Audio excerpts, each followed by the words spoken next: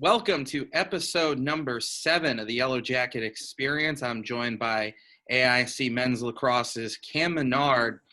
Cam, how you doing tonight? I'm good. How are you, Seth? We are living the dream. It's every day is a day closer to lacrosse season, right? Yep. It's definitely counting down, definitely getting ready, definitely enjoying, finals being over and the off season. Got to put that work in, but got to enjoy the holidays with the family and stuff too. Yeah, no doubt about it. You got the background there already. Looks phenomenal. This is a guy AI committed. It's him, Cam Menard. I'll tell you that. But let's kick it back to the days before AIC, when you were a little kid playing sports. How did you first get into lacrosse? Maybe what other sports did you play when you were a kid besides lax? So I played soccer twice a year. I tried basketball. I stuck with that for a little bit. I tried t-ball.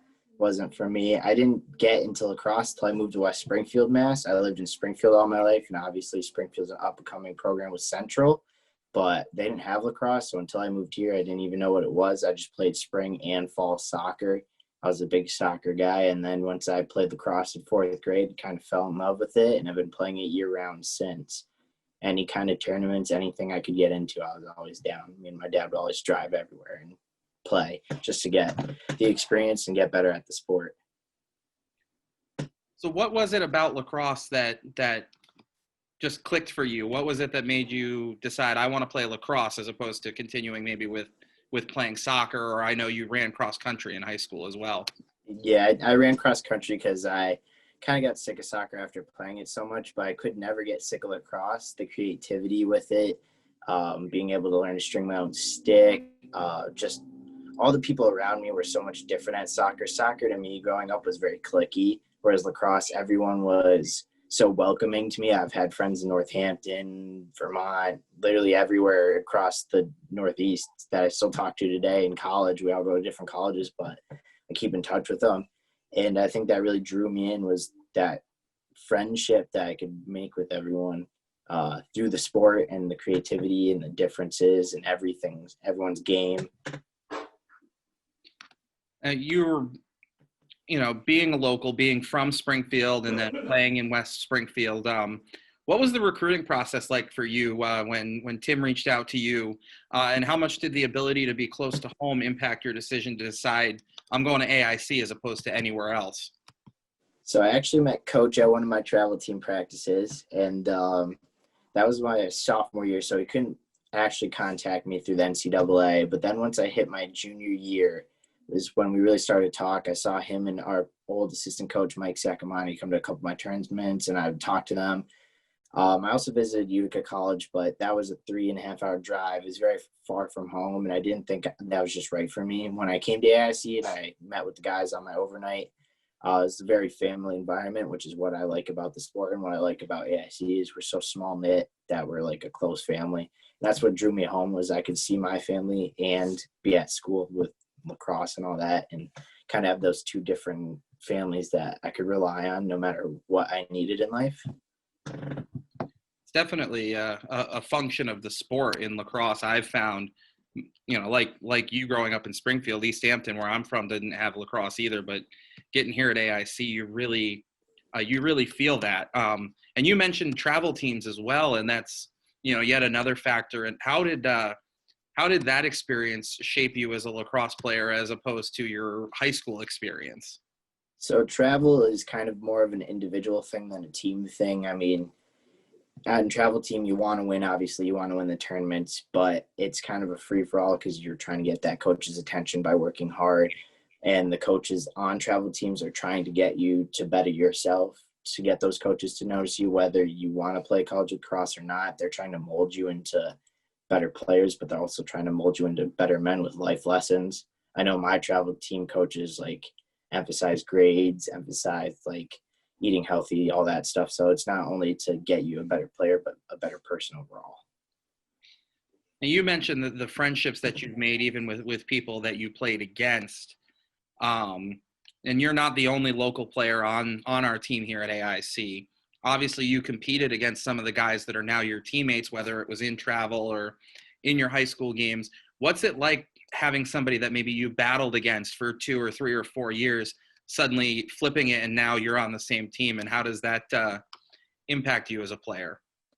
You definitely got to go in open arms, especially if you got to put biases aside and all that high school drama and stuff aside. So you got to get in there, got to like make it open arms, and you got to connect with them because like now they are your teammates for the 2, 3, 4 years that you are there with them, and you got to just become brothers and rely on each other, become a team, become friends, and use each other rather than butt heads and go against each other like in high school. So it's another resource to have a local guy because they know what it's like as well to either commute or to stay on campus, but to be local and be able to do all these things, whereas some guys who are from out of state don't really understand. Western Mass has obviously got some great lacrosse talent. People think obviously of Long Meadow and the program there that produces tons of talent. But it's a sport that's growing across the area. How has it looked like from your perspective as somebody who came up in the area playing around here, that how has Western Mass lacrosse kind of evolved? Western Mass is definitely getting better. Obviously, you think of Maryland, New York, Long Island areas as hotbeds. And not only like are those hotbeds, but Western Mass is definitely producing talent. The Berkshires are having more programs, more local teams like Springfield, like Central High School has started. They're starting youth programs in more and more towns. So it's creating a funnel for these colleges, whether local or, not so local, to grab Western Mass kids, and that we can become like a Long Island or a Maryland or a North Carolina, all these big time hotbeds that they can pick and choose all these great kids with great talent that are starting young, that work all their way up to the highest level right now, which is college. Looking at the program here at AIC, it's obviously it's a climb, but it's a climb that we're taking and moving in the right direction. In your time at AIC, how have you seen the program evolve, and what do you think the next step is for the team? Program's definitely evolved. Obviously, getting numbers is a big thing. Recruiting, getting these guys to stay and evolve and grow as a program, and mesh is probably one of the hardest things because some guys realize college isn't for them. Some guys realize they don't want to play college lacrosse. So we got to build as a team. We've definitely built that. Now having 28 guys, we're a lot closer. We got a lot of young talent, though. There's not too many upperclassmen. There's me, myself, and our other two grad students. So we have a young core that just needs to mesh and push forward, really, and just get to where we want to be, which is a playoff spot and in the national championship. Now, you mentioned the other grad students, Eddie Beatty, Matt Quinlan. Obviously, didn't expect, if you had said this time last year that they'd be playing again this year, everybody would have turned their heads 90 degrees. But here we are, and they're back. And how does having them back for an extra season with such a young group otherwise help this team to take that next step? Eddie and Matt are incredible leaders. Eddie being around for this his 6th year, he knows the game in and out. He knows how to lead a defense. He knows the right things to say. Quinlan has a high lacrosse IQ that leads our offense, and he knows all our plays in and out. And, that leadership and knowledge can get passed down to now our juniors and sophomores who are coming up and who will be the upperclassmen in the next year or two. And then this gives and leads an example for the freshmen as well, so they can kind of learn our culture, learn the family, and learn all of the stuff that needs to happen so that we can progress and become a better team as a whole. What's it like competing in the NE10? Because it perennially, the NE10's champion wins the national title.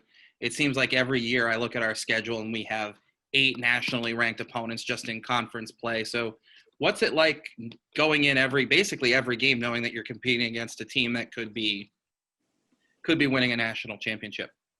Definitely gives you a jolt of excitement and adrenaline, maybe a little fear for the freshmen, but we play in one of the hardest conferences, if not the hardest. So, day in and day out, you got to go to practice, you got to practice hard, and then you got to go to the games and you got to do it even better than in practice to compete with these guys. Cause like Limes or Lemoyne, obviously typically in the top 5 is hard, tough guys from New York area, Syracuse area, which is a big hotbed because Syracuse University is right there. And the Delphi, Long Island guys, all, pretty talented, another hotbed. So you got to just go in, work hard, play great and try and beat them. It's a 50-50 shot.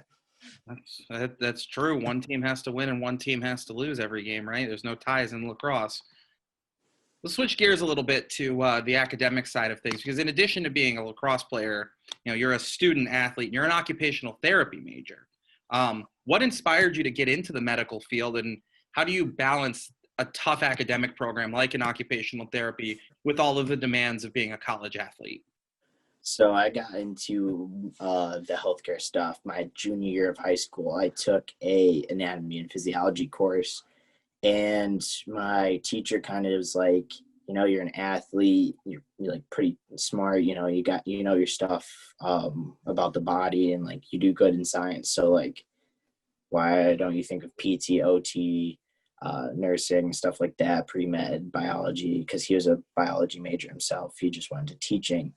And so I researched all the different things. At first I was thinking PT, and then I came to AIC and talked to the PT and OT professors, and the OT guys kind of drew me in, and that's what like pushed me. So I applied for the Masters of Occupational Therapy accelerated program, and I got in, which is great. So it's a 5 to 6 year program, depending on the credits and all that stuff that comes with college. And I've fell in love. The classes are great. The professors are great. The healthcare system itself, occupational therapists are only on the rise till 2023 is what's projected, because there's so many people from the baby boomers and on who are getting older now who need the care. So to be a part of that is great, and it's changing every day. There's so many emerging practices. As for the balance part of it, you just got to take time out of your day, sit down, hunker down, study a little bit.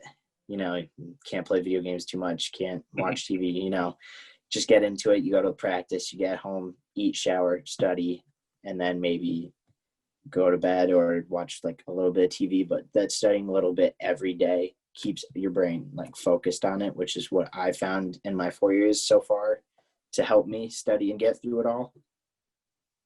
Do you have a particular professor that stands out to you in your academic career so far as somebody that either maybe you just really enjoyed their classes and the way that they teach, or had a significant impact on you through the first 4 years of your academic career? So actually last year, one of my professors, Dr. Myers, I believe she's the director or one of the heads of the OT program, really helped me get through last year and this year. Definitely helped me, pushed me through it, gave me the support I needed whenever I needed it. I could email her, get to her, and get stuff that I needed. So she has been a big help, and I appreciate everything she's done for me in the past 2 years. And I can't wait for the next two. And then I got to graduate and get my master's in OT, and I can thank her for that. One other thing that you've been balancing, along with an incredibly tough academic program as an occupational therapy major with a lacrosse career, is being a dad. How has that changed your perspective on life in general, and then impacted you both as a student and as an athlete? Yes, so me and my girlfriend just had my son this past May when Corona kind of hit and took my season out. And I mean, going online and without a season was a big help to me personally. I mean, I missed lacrosse, obviously, and I missed being in school because online learning is a little bit difficult. You got to adjust a lot. And it made me adjust even more having a son. So it's definitely taken life into perspective that you have to manage your time well, you have to manage your responsibilities, and you just have to do it. No excuses, just get in, get out, get everything done. And then you got to, prioritize things. So it usually goes school, my family, and then lacrosse are obviously the top three, but you just got to juggle that order sometimes. And our coaching staff and our academic professors are great, who allow me to balance all that. So one question that we ask everybody on this podcast, and I'm sure that the last question is probably pretty close to what the answer is going to be, but other than your parents, who's somebody who's had a significant impact or influence on your life that's really kind of changed who you are or helped you become the person that you are today? So other than my son being an amazing thing that's happened in my life, I would say Jeff Colson, who's the head of my travel team, really pushed me to be who I am today, because as I previously mentioned, all he focused on was getting into college, getting an education. Playing lacrosse is just a bonus. And that was always one of his famous mottos is, what are your grades? Not how's lacrosse going? Like, what are your grades? What is your GPA? How are you doing in school? Like, that was all he asked. And that's what really reflected on me was get into school, get school done, and then play lacrosse and enjoy it and have fun as a bonus. So I think that's who really influenced me to get to college, and we're still in contact. I still go coach with them and help them out now being an alumni. And I can play with their men's team, but yeah, I definitely say him and his supporting staff, Charlie, they both pushed me to be where I am, and I'm thankful for them. Can't overstate the value of a good coach because it's so much more than just the X's and O's. It's a thing I've learned over the years too. Cam, thanks for coming on. Thanks for doing this. Looking forward to getting to see you again in person in the spring, hopefully, and having some lacrosse games. And I guess we should keep a spot open for the class of 2042. Maybe. We'll see what he wants to play, but thanks for having me, Seth. I enjoyed it. Cam Menard of our men's lacrosse team, thank you for tuning in once again to the Yellow Jacket Experience. Be on the lookout for our next episode in a couple days.